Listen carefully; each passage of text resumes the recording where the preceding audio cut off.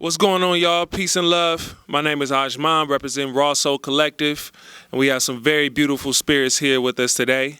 Let's take some time and let them introduce themselves.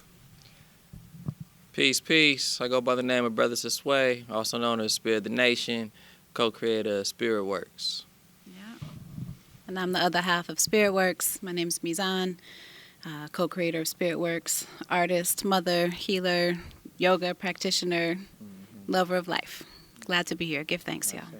Magician. That's what's up. That's what's up. So this is very big for me. Rawsolcollective, we're all about health and wellness. And these are two examples of high standards of health and wellness. I met them when I was in high school, which was about 10 years ago. And they've still been doing the work. They were doing the work before I met them. They're doing the work now. And we want to talk to you guys about intergenerational wellness and what that means. Can you let the folks know what intergenerational wellness means? I mean, it's definitely layers to it, but I think overall it was a narrative shift. I think a lot of our work is looking at, how do we go from, lens to mirror, problem to possibility, a lot of the pivots, right? Shout out to Shine Jen Wright, Flourish Agenda for the great work, and really that incubation period they gave us to explore this work. And what we noticed was a lot of the funders were responding to trauma. A lot of our conversations were always in response to trauma. So actually it's been about a year since we sat down, and intergenerational wellness may be floating around, but I know that before, we weren't influenced on the outside, you know what I'm saying? It was just in a cubby in a apartment building at 1440, and we was just vibing, and we was just thinking about what is our work, what's at the root of it, and it was intergenerational wellness. Like, what does it mean to be well? Because even like intergenerational healing, right? Sometimes when we hear the word healing, we think that there's an end point, right, as opposed to the journey, as opposed to wellness just being a daily practice. So how do we practice wellness every day? How do we practice, so when thinking about intergenerational wellness, what's good morning look like in your family? Grand rising. I love all my millennial youngsters, grand rising. Good morning, brothers. Good morning, sisters. You know what I'm saying? But, even to be able to share that joke and dialogue in the morning is intergenerational wellness, right? Because it gets us started off on a page and, dreaming and even as I'm looking at the brethren piece, I see his energy today, and it was just like, sharing energy with others, might help me get out of my darkness or get out of my funk, get out of my way. Because sometimes we be in our own way when manifesting, whether it be that fear, that doubt, even ego, not wanting to work with other people. And then I think really also just not being gentle with yourself, And I know I'm saying a lot, but I think at the core of it, the intergenerational wellness, while we're pushing that mantra, is because we do want a narrative shift.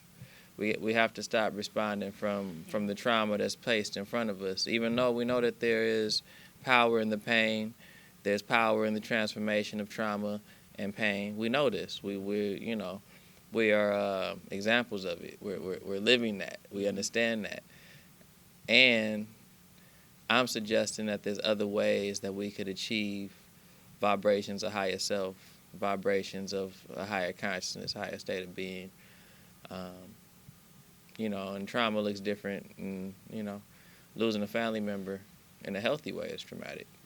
So I think sometimes, like I say, with this work we do, it becomes, I'm trying to get away from the same old, we going into the inner city, the hood to do something, as opposed to the hood realizing their own wellness and their own greatness, their own power, and transforming that from the inside out.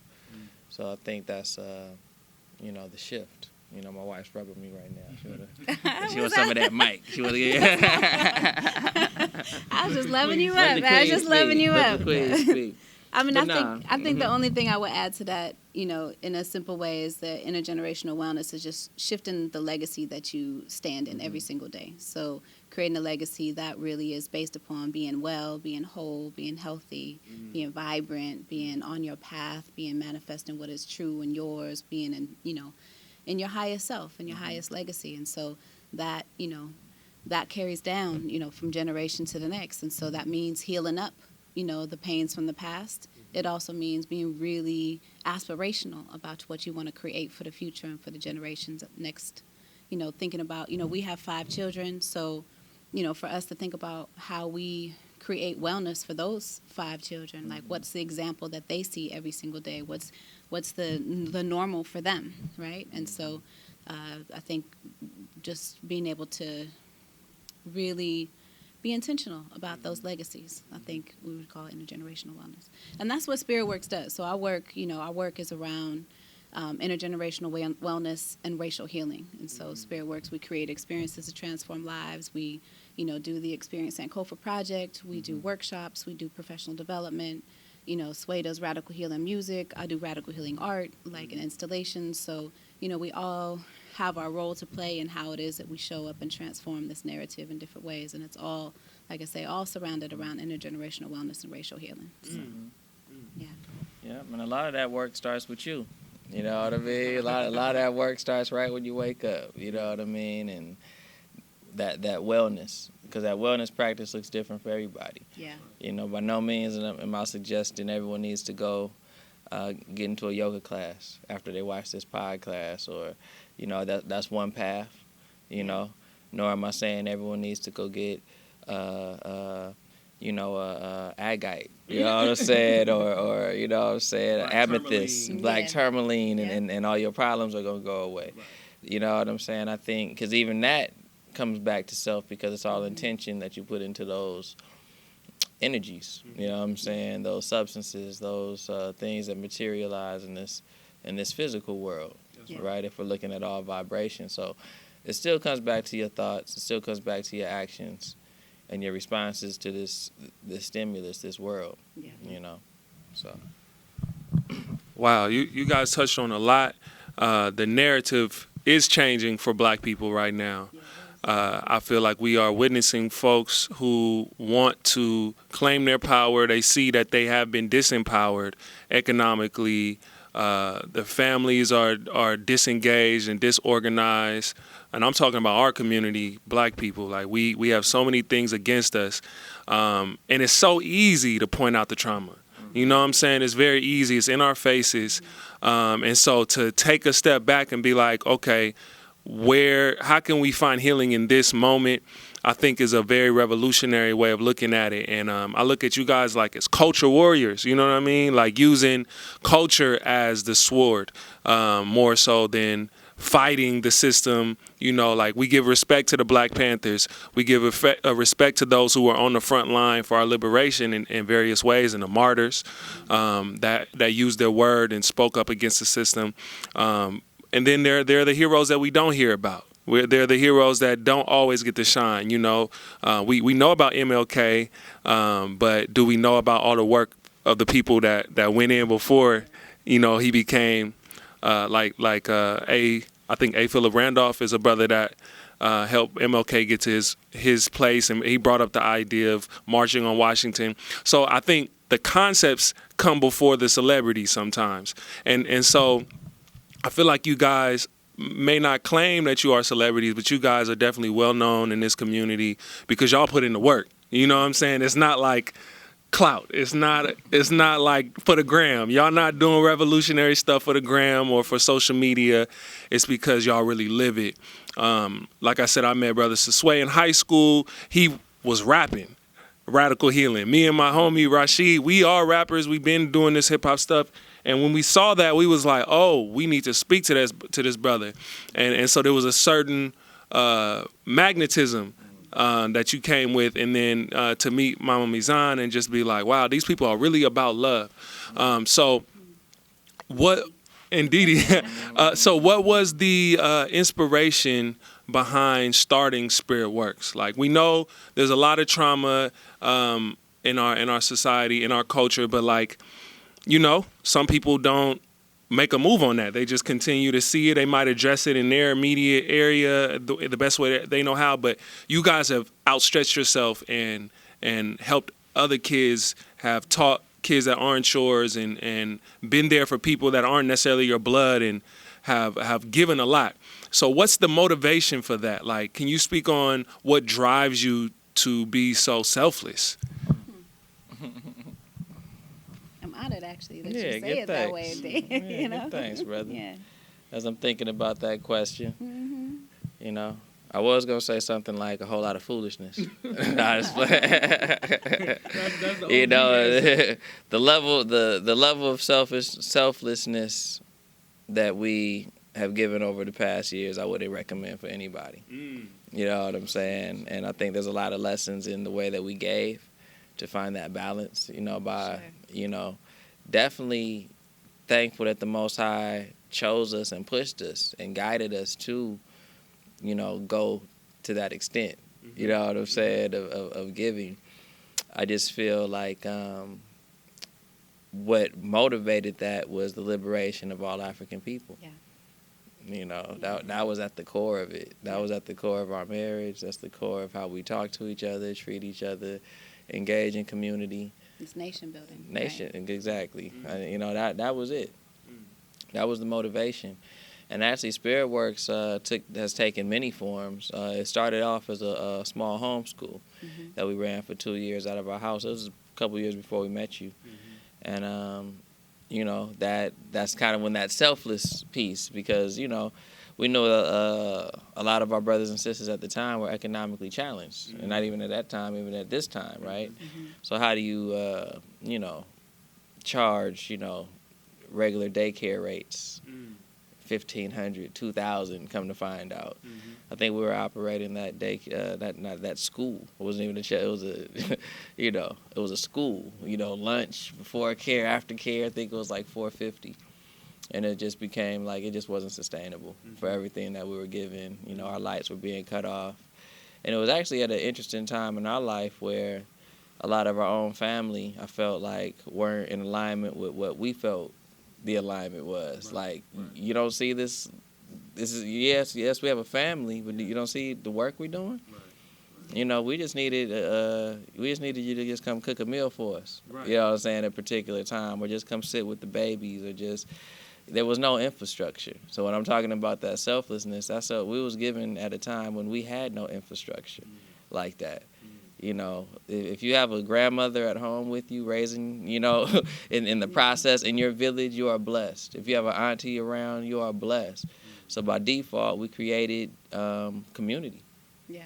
So that's why you became uncle to my children. That's why, you know what I'm saying, we have all of the, because it was necessity. You know, we had to create a community. And really big ups to Bathsheba and Brother Harambe, you know what I'm saying, for also showing us a blueprint of how community can be built out here in Oakland, and you know, really just continuing that legacy of how to really start from grassroots and build something so sustainable that nothing can break it apart. Even if brothers fall out, even if sisters are fussing with each other, even, you know, we always come back to a square. You know what I'm saying? And I think that's, as black people, as a black community, I feel like that's where we can emotionally mature. You know, like, fall out doesn't mean end. You know what I'm saying? Disagreement doesn't mean end. Or I hate you. Disagreement might just mean we really need some breath for a little bit. Yeah. And some reflection and some absence of space with each other to really understand the importance of each other. Understand and take that time to really check ego, really check in, like, damn, you know what, I was wrong. I was wrong. You know, like, really get to that space. But you know what I'm saying? Part, like, right? really get to that space first before you try to check somebody else. Get to that space, like, you know what, damn. You know. I was going to say that's the hard part in terms of intergenerational wellness, is that it takes humility, right? It takes accountability. It takes like, really, like, sucking up and doing what's right? You know, sometimes you were wrong, right? I know I've been wrong. You know what I'm saying? To my children, to, you know, my family, like, you know what I'm saying? And I have to, like, fix that. We got to make that right. So it takes a little bit of little gumption to be able to do that, you know. And so, you know, the momentary discomfort of ego has to has to not weigh more than building a strong foundation and nation for your family. You know what I'm saying? So, just you got to just put it aside. Like, there's bigger things at play to the process. And I think that that's also what has fueled our work as well, too, is just recognizing that it's bigger than us. It's bigger than Spiritwurx, bigger than our legacy of, Flourish Agenda, Camp Akili, Leadership Excellence. It's bigger than, Lunar Heights, in terms of music. It's bigger than, all of the, the Panther Party. Is bigger than all of that. And we need all of that in a combined kind of process to really help push the needle forward, to really move as our above, people. so below, right? Yeah, we need it all. So. You know what I mean? As above, so below. You know what I mean? Like, what is... I think more importantly, when we're thinking about intergenerational wellness, we're thinking about possibility and aspiration right now. You know what I'm saying? Like, what are we aspiring for? What are we creating? Yeah. We can create anything we want. Like I say, we really are magic. We really are magicians. I feel like once you're in that frequency and that alignment, and that alignment comes with a certain level of fearlessness. You know what I mean? You have to get real comfortable, faith. Yeah. You got to get comfortable with self. You know what I'm saying? You got to get comfortable with your surroundings, comfortable with your relationships, comfortable enough to say, you know what? I'm about to just start a vegan alkaline diet, even though I know I'm the only one in my family. I'm just going to start because that's what I want for my baby. So that's, so now when you showing up to Thanksgiving dinner next year, you know what I'm saying? Different. You know what I'm saying? Yeah. So that takes a certain level of, and not a certain level of arrogance, because I think sometimes that's the other piece. Like, we feel like we know more. And I think that's kind of where the pitfalls of the whole woke movement came up, there was a certain level of, I have more knowledge than you. But and then it became shaming. Right. It's like shaming folks who aren't as down or as smart or as, woke or as vegan or as alkaline or as crystalled or, breathed up or meditated up. Like, and that's really alienating. Like, if we really building nations, we got to find out what's the strength for everybody and what role everybody got to play, right? So in we the got to, community. and that, and if you have knowledge that you want to share, how can you share that in a way that doesn't make someone feel shamed, right? Or if someone feel guilty or afraid, because then the doors are closed. Then you can't build. But you find the connection. What do you like? What are you building? What do you want to create for yourself? What are you trying to shift? And then how can we build that, right? How can we find some commonalities in that process to really raise that above? Because who wants to live in a world where we're all shamed? You know what I'm saying? Like, that's the root of our pain most of the time. You know what I'm saying? Like, let's not perpetuate that process, right?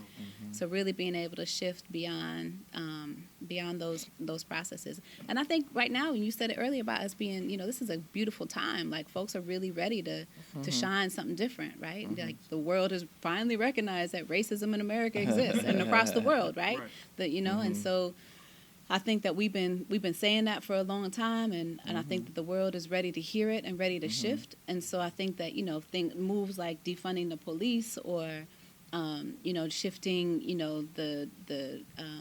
the roles of gentrification and doing some reinvestment in black communities to really support business and economic development is ripe right now, right?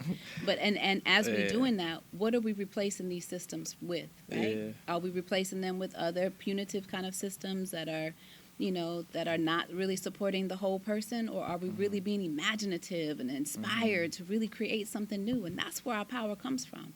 It's like, we got a new box we get to create. Fuck fitting in the box. You know what I'm saying? Like, let's get out the box and build a new one, or build a new circle or a new cipher or pyramids. Like, we've done it already, right? So what do we get to do now? So that's what the beauty of this time is, I think, too. So when you think about intergenerational wellness, intergenerational wellness is a mouthful anyway, but when you're thinking about that process, it's like it's not just on and healing the past. It's really about being so inspired and really like using our imagination to really, what can we create? What is there for us? What is the power that we have with just our imagination? Right? And with our thoughts, comes our words and our actions, and that all falls in line, and we change our behavior, and we really start to create a new world. Yeah, and I think that's what came up for me as Mizan was speaking, was being able to and willing to work past the honeymoon. Oh, yes. You know what I'm saying? Work past the honeymoon. Work past the honeymoon. You know what I'm saying? Exactly. Yeah, I remember you wasn't talking to me for a while. Yeah, it got real. Yeah. I gotta be my own man, Sway. I'm my own man now, brother. I'm like, all right, but you need that, and I think I'm coming with this concept around they got toxic masculinity, everything's toxic. Yeah. I've been thinking about toxic mentorship. That's a real thing. Toxic mentorship. Toxic mentors. That is a real thing. I want to just say that it's something I never want to be. And if there's ever a point where in a relationship that I have with a mentee where they feel they owe me something, or they feel like there's an eggshell kind of feeling, like if it don't flow freely no more, I think it's on the mentor to kind of check in, to see why that is. Because it's kind of like when you're afraid of your parent. You know what I'm saying? You don't want to disappoint them, or you don't want to. I think that's kind of where we lose things, because even as, I'm going to go ahead and say it, there's a certain power in doing this work. There's a certain power in showing up and quote unquote healing people or holding space, right? This is the new trend now. Yeah. This is. I hear this word hold space a lot. I didn't remember. I think we were coming up with words. Yeah, we was like, that's what it is. It's holding space. Yeah, we holding space? Okay, that's what it is. You know what I'm saying? Some 20 years ago. You know what I'm saying? Now everybody is holding space. Yeah, it's a coined term now. It's holding space. It's, and there's nothing wrong with these things. Okay, let me get away from the polarization. My concern is the fact that it's within this structure of capitalism. Now it's marketable. Right. Now I can do this and make money, which is great. That's what we're supposed to do. But when you're talking about why we got into this, it wasn't for the money. Right. It was for the liberation, right? Yeah. And through that liberation, you're going to need economics. We understand that. Because that's also something in some of these movements, and, I think it's being taught now. You hear a lot about financial literacy, a lot about this, a lot about that. But coming up, that poverty consciousness was real. You know what I'm saying? Like, that really wasn't the conversation when it should be. It should have been. You know what I'm saying? We have to learn how to really, for the most part, be more accepting of each other, I think. Yeah. It's kind of, not in a way of just accepting the nonsense, but really understanding what that individual has to offer, or what angle they're coming from, or how we could build with each other. You know what I'm saying? I think by nature, I think human beings are very tribal. You connect with folks you connect with, and within that connection there's a certain culture. There's a certain way of being. There's a certain music you might like, certain food taste, certain way you might eat. If you step in from the outside, stepping into that, it might feel like, you know what I'm saying? And at the same time, you might not want to shift that. But what if someone has something to offer? Yo, Sway, bro, I got this thing called Cash App, bro. You ain't got to go in the bank no more. Bruh. Just that Illuminati stuff, brother. I ain't going. This is New World Order, bro. I'm not AJ. I ain't doing it, bruh. I walked into the line. I saw this line. I think I hit the homie back today. Like, yo, bro, talk to me about that Cash App. You see what I'm saying? So there are conveniences in this world we're living in. Yeah. But how do we navigate them from our highest? How do we use them as a tool for the process of nation building, as opposed to a tool for our distraction from that process? Because there's plenty of distractions, right? Yes. Yeah. Yes, sir. So I'm hearing terms. A term that came to my mind was emotional intelligence. I know psychology comes up a lot whenever I'm in conversation with you both. And I also hear, you said nation building. These are things that, I actually don't hear from my generation a lot. And we have a culture that glorifies the pimp culture, glorifies apathy, glorifies, the separation of the sexes, the women being super independent while men, are free to do their own thing with no responsibility. And of course, we have folks that don't stick into that and don't follow what the conditioning is. But we can't ignore. Like our hip hop, our music has been co-opted, our image has been co-opted, and we're at war. And so I definitely hear how these concepts are very core to nation building, the emotional intelligence and the psychology, breaking down how we look at things, why we look at things a certain way, how I should move coming into this space because I'm aware of where I'm walking in and how I use my words to young people, to elders, like respect, like return of respect.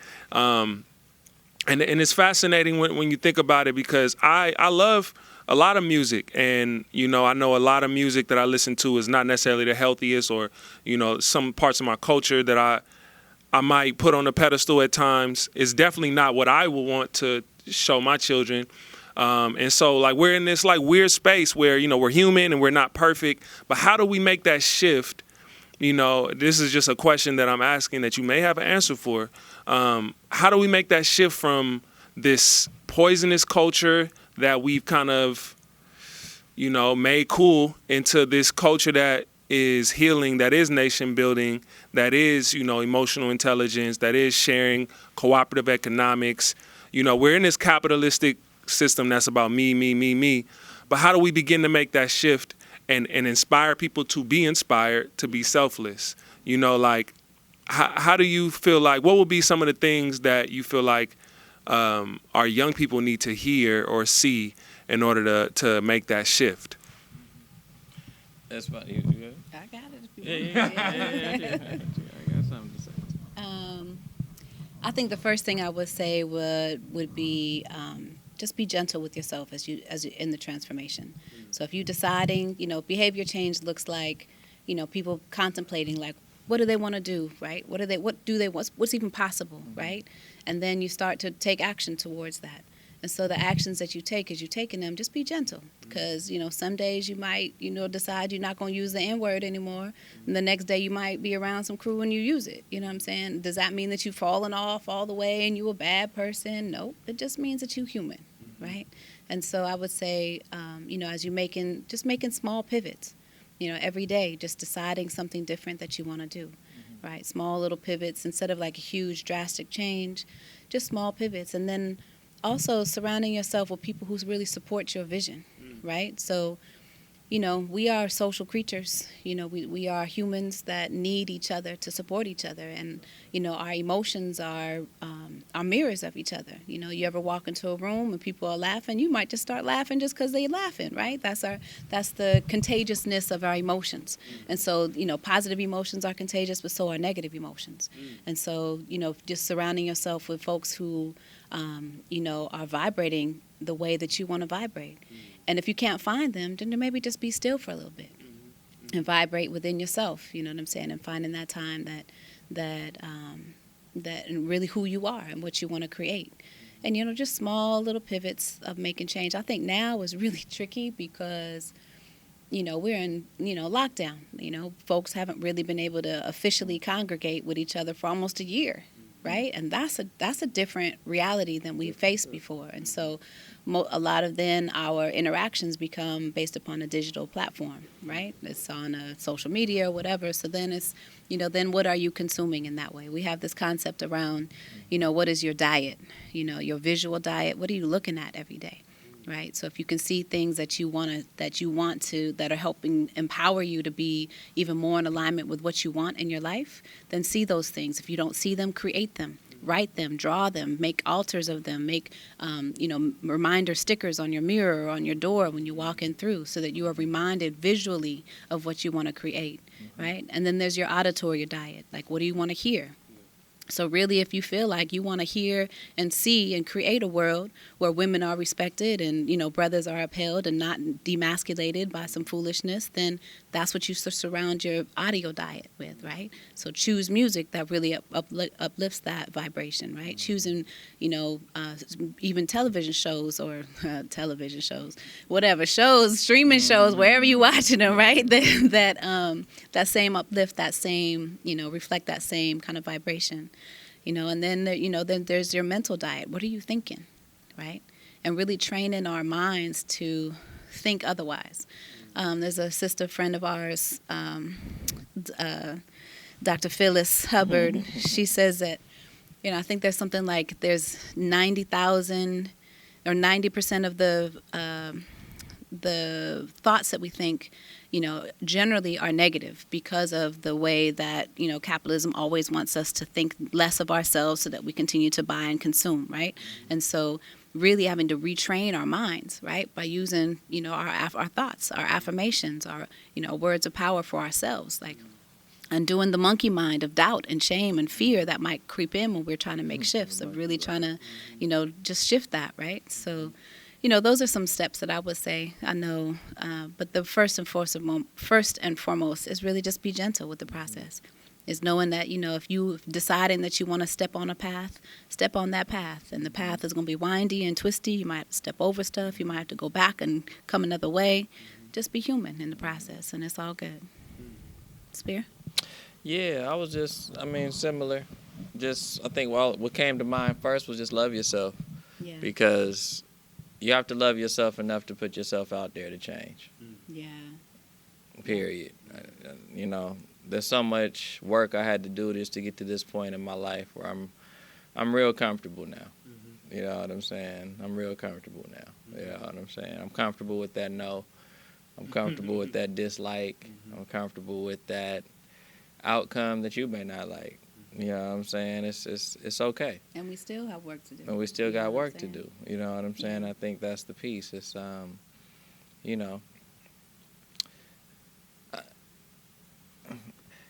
I guess kind of what I'm saying is be you in the process. I think that's the work.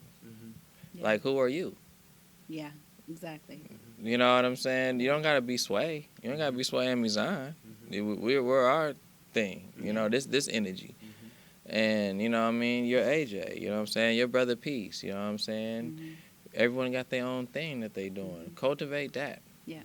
Because that's what I think the Most High is. If we talk about abundance, then why is everyone doing the same thing? Right? The universe is abundant. We should be abundant. You know what I'm saying? With thoughts and possibilities and ways that we move and ways to create and, yeah. I'm still saying, nigga, smoking blunts, doing this, doing that, but I'm showing love to my people. To me, I take that over the vegan out here fronting, out here And manipulating beating sisters. his wife and shit. Yeah, I'm saying, like that's kind of where I'm at with it, because I think we get this whole transformation thing confused sometimes. I think the transformation comes with just being authentic and really being a loving human that wants to see something better. Yeah. We all have things we like. We may not all like the same things, man. And that's all right. You know what I'm saying? It's impossible for us all to like the same things, but let's let what we like not impact each other in a negative way. Don't yuck my yum. Yeah, I mean, and also, kind of peep how things impact. Like with your freedom, with your newfound consciousness, with your new way that you want to be. Let's just make sure, be mindful of the harm you may be causing. Be mindful of the asset that you're bringing. You know what I mean? Because both could be dangerous if unchecked. If you're an asset that you don't even know, then you could be manipulated. You know what I'm saying? If you're, just out here causing ruckus and causing harm, no one's going to want to be around you. No matter how much knowledge, no matter how much you have, no one wants to be around you. Or rather be around this humble person over here. And I think that's the piece. So it's like, love yourself. Understand that this is the journey. Understand that, dang, what do you want for your children? And their children. And their children's children's children's children. Cause it is. I mean, still ain't seen the social dilemma, but I think the biggest concept that I got out of it is folks want your attention. Yes. So just know that every time that you're not paying attention to your children, somebody else is. When you're not paying attention to yourself, I'm just scrolling, not even paying attention. But someone paying attention to you.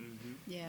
They definitely paid attention to you. That's why your screen feed keep popping up with stuff that you like. Right.